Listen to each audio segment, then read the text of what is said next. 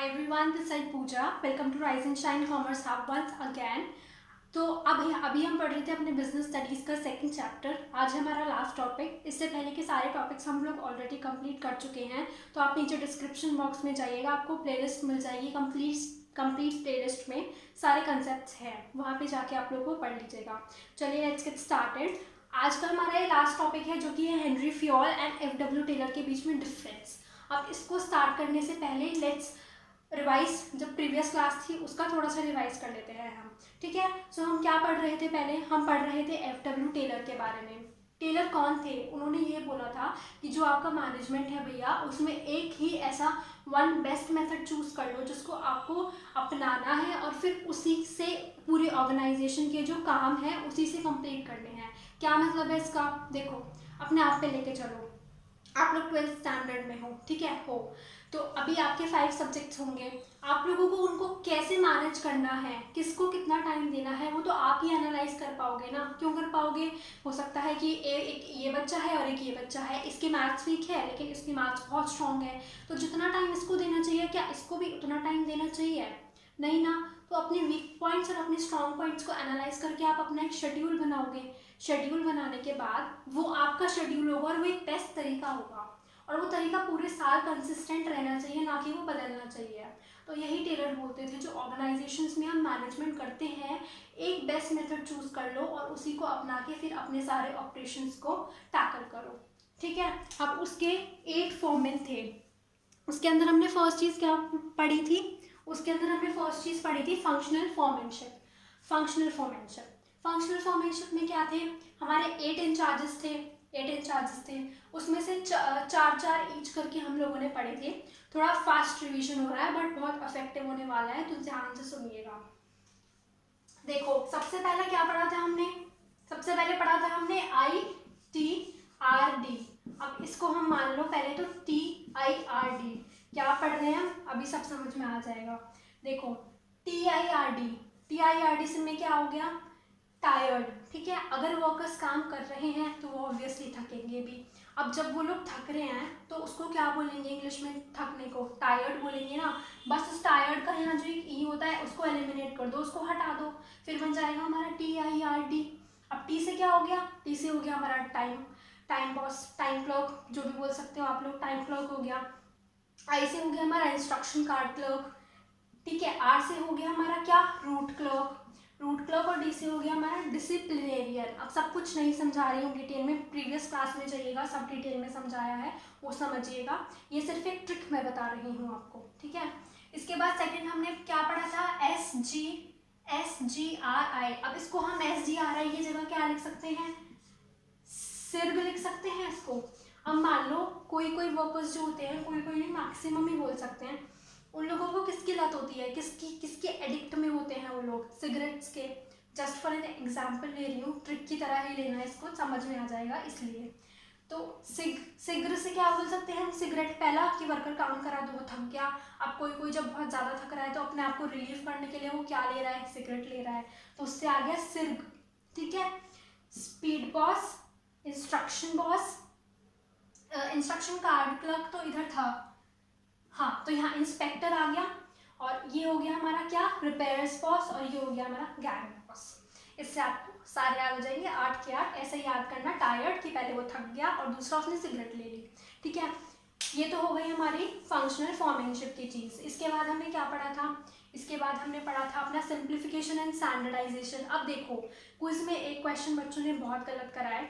जब कभी भी हमें अपनी चीज़ों को, मेथड्स को और टूल्स को एज सिंपल जितना हम रख सकते हैं और अपने काम को सिंपल तरीके से कर सकते हैं, उसको बोलते हैं हम सिंप्लीफिकेशन। ठीक है, क्विज की चीज़ मैं आप लोगों को एक अलग सेशन में बताऊंगी, बट उसको ज़रूर देखना पुराने वाली वीडियो के अंदर।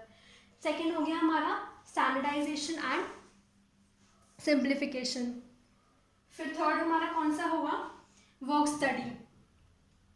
वर्क स्टडी में हम क्या पढ़ेंगे? वर्क स्टडी ये हो गया, वर्क स्टडी में MMTF है। इसकी कोई सच में ट्रिक बना तो नहीं पाई, बट लेके जरूर आऊंगी, काम उस पर चल रहा है, कुछ अच्छा सा सोचना पड़ता है ताकि बच्चों को वो लर्न रह जाए। तो इसमें मेथड स्टडी, ठीक है, method study, motion study, time study और ये फटीग स्टडी। ठीक है, अब इसके भी क्विज क्वेश्चंस बच्चों ने बहुत गलत करे थे, ये मैं अलग सेशन में ये भी बताने वाली हूँ। अब हम बिना किसी डिले के ये स्टार्ट कर देते हैं, हेनरी फ्योल एंड टेलर। देखो अब ये हेनरी फ्योल, ये FW टेलर। हेनरी फ्योल जो थे उनका पर्सपेक्टिव क्या था, मतलब उनके काम का क्या पर्सपेक्टिव था, वो किसको टारगेट करते थे, वो करते थे टॉप लेवल मैनेजमेंट को। जब आप उनके प्रिंसिपल्स पढ़ोगे तो मैनेजर्स से नीचे वर्कर्स पे काम जा रहा है ना, तो हम इसको क्या बोल सकते हैं, इन अदर वर्ड्स इसको हम बोल सकते हैं top to bottom. Top to bottom क्यों, क्योंकि यहाँ पे मैनेजर्स, जैसे हमने यूनिटी ऑफ कमांड पढ़ा था, यूनिटी ऑफ डायरेक्शन पढ़ा था, उसके अंदर जो मेन काम होता है वो किसका होता है, मैनेजर्स का होता है, कि सारे डायरेक्शंस और इंस्ट्रक्शंस वो लोग देते हैं। जब प्रिंसिपल्स आप लोग सारे पढ़ लोगे तो आपको ऑटोमेटिकली क्लिक कर जाएगा कि ऐसा क्यों है, तो जाके वो वाला भी सेशन पहले देख लो और फिर समझ में सब आ जाएगा। अब यहाँ पे FW टेलर का क्या है, उनका है शॉप फ्लोर लेवल। अब देखो शॉप फ्लोर लेवल क्या होता है, शॉप फ्लोर लेवल होता है बेसिक लेवल, या फॉर इसको बोल सकते हैं वन वर्ड वर्कर्स लेवल। क्या बोल सकते हैं इसको हम, वर्कर्स लेवल। और ये हो गया एक तरह से मैनेजमेंट लेवल।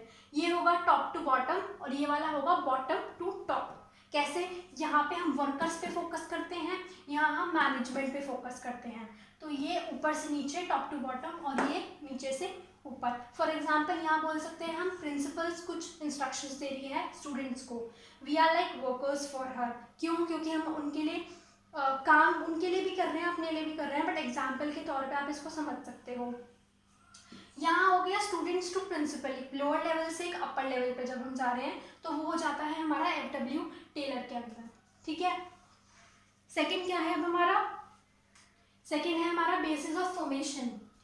इसमें हम पर्सनली हम अपने ऊपर वो चीज़ अप्लाई करके देख सकते हैं, बट यहाँ पे क्या है, ऑब्जर्वेशन है और एक्सपेरिमेंटेशन है।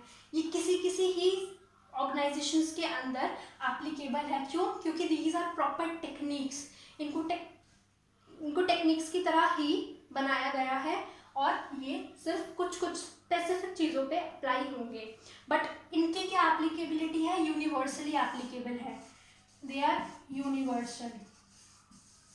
ठीक है, अब एप्लीकेबल यूनिवर्सली वही आ गया, इसको आप अलग पॉइंट में लिख सकते हो, यहाँ पे एप्लीकेबिलिटी लिख लेना, मेरे को लिखना।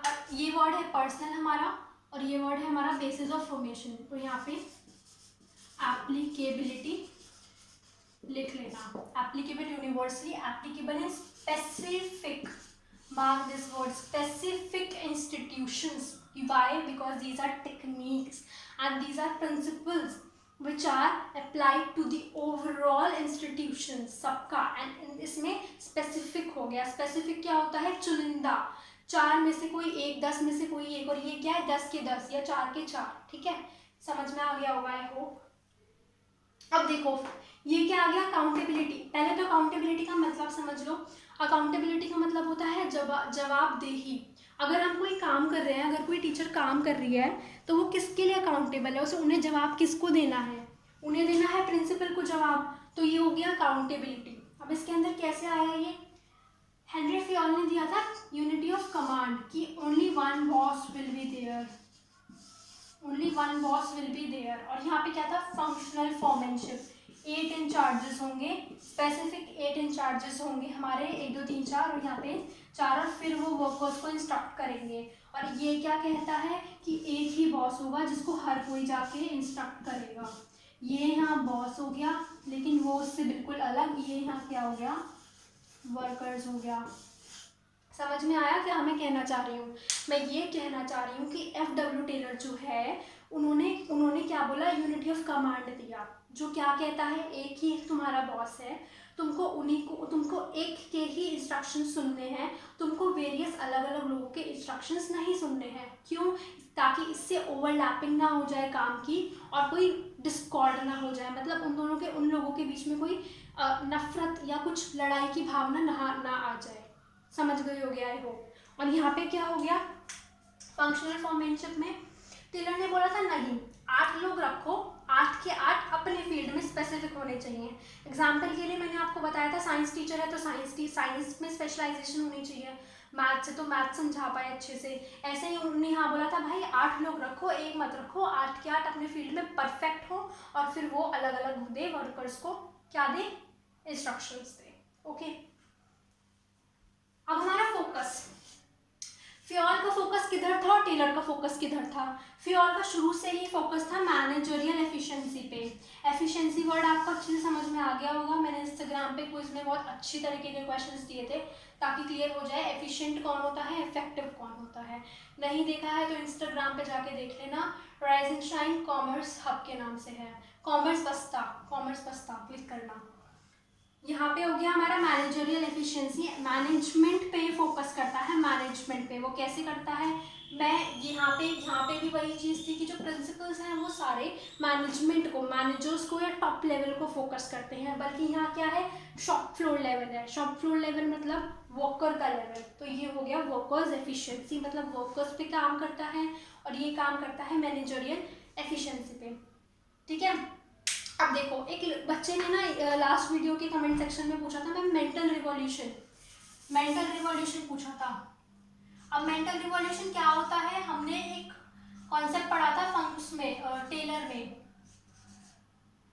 बताती हूँ मैं। मेंटल रिवॉल्यूशन एक बच्चे ने कमेंट करके पूछा था लास्ट वीडियो में। हार्मनी नॉट डिस्कॉर्ड पढ़ा था हमने टेलर की एक साइंटिफिक टेक्निक के अंदर। ठीक है, हार्मनी नॉट डिस्कॉर्ड का मतलब क्या हुआ, हार्मनी मतलब हो गया यहाँ पे, पहले तो हार्मनी का मतलब होता है पीस, पीस यानी कि शांति। लोगों के बीच में, मतलब मैनेजर्स या वर्कर्स के बीच में देयर शुड बी पीस, शांति से सब अपना काम करें, बढ़िया तरीके से सब अपना काम करें और फिर उसमें रिजल्ट्स भी बिल्कुल परफेक्ट दें। ठीक है, और नॉट डिस्कॉर्ड का मतलब है there should be no hatred between the workers और even the top level managers.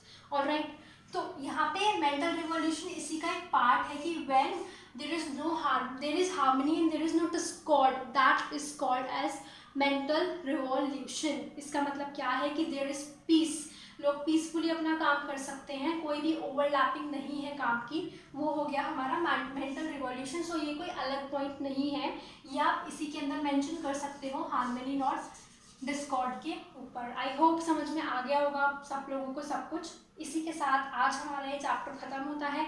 If any doubts तो नीचे कमेंट सेक्शन में ज़रूर पूछिएगा। नोट्स जिसको चाहिए, टेलीग्राम चैनल है हमारा rise and shine commerce hub, ज़रूर जाके वो ज्वाइन करिएगा, वहाँ पे सारे नोट्स मिल जाएंगे। और इंस्टाग्राम पे आप लोगों को क्विजेस मिल जाएंगे, डेली क्विज मैं अपलोड करती हूँ, वहाँ से आप लोग अपने कंसेप्ट्स रेगुलर बेसिस पे क्लियर कर सकते हो। आने वाले टाइम पे मैं वीडियोस लाने वाली हूँ how to study in lockdown, most preferably आ ही जाएगी। So stay tuned to this channel. Thank you.